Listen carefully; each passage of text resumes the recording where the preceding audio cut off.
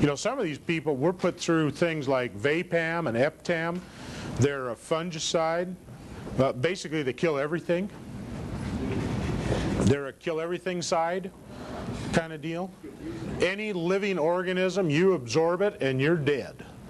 It doesn't matter if it's a weed seed or a worm or a nematode or a human being. It will kill whatever gets absorbed by it. How long does that stay hot on the field? You know that it's a less than a 24-hour turnaround, real quick. Long enough. Yeah, long enough to get you though. You know what you have to be concerned about is if you're the applicator, and of course you work with these chemicals, you have to wear all the protective coating. You have to be totally covered to work with this stuff because it'll absorb through your skin. So you don't dare get any of it splashed on you. You know, so you have to be totally covered when you're working with this stuff. But it's a very common chemical. We use it on almost every potato field here in the Northwest. Uses that kind of a fungicide effectively. What they're really trying to kill is they're trying to kill the nematodes in the field, the little microscopic worms that go in and bore into the potatoes and make them unfit for human consumption.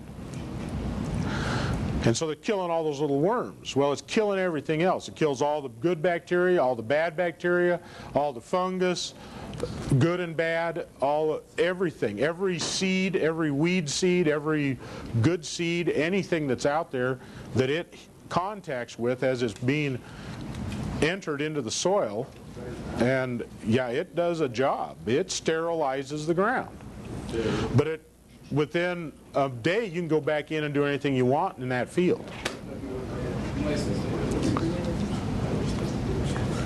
I don't call it, I call it a fungicide. It's called a fumigant, not a fungicide. It's called a fumigant.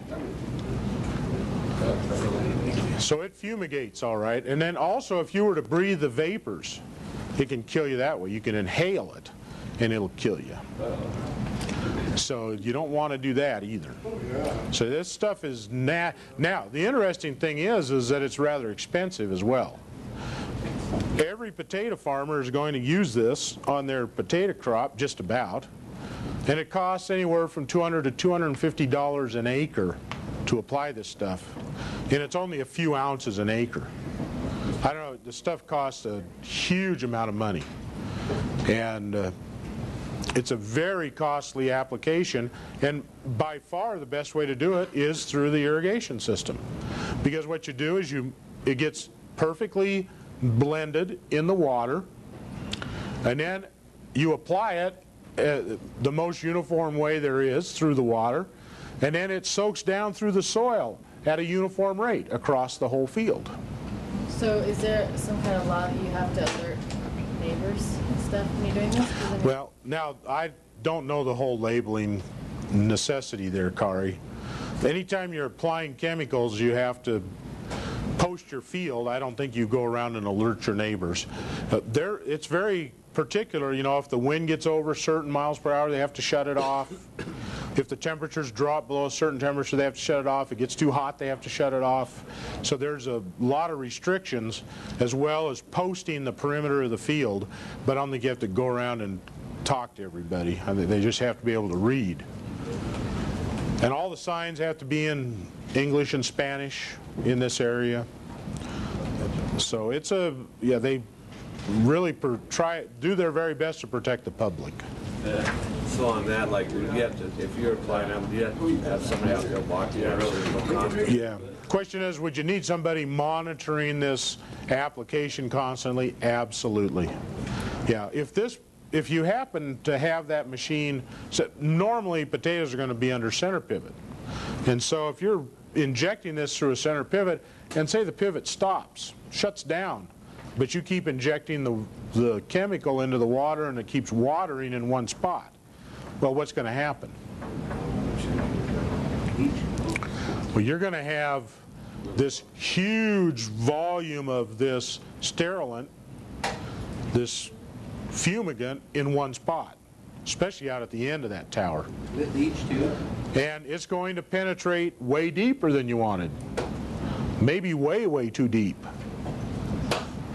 So you're going to have a strip out across that field that's going to be dead for maybe a couple of 3 years. Not going to grow a thing. Also, how many thousands of dollars have you pumped into that dead strip? Because this stuff costs a fortune. You're talking a 125 acre field at say average $225 an acre.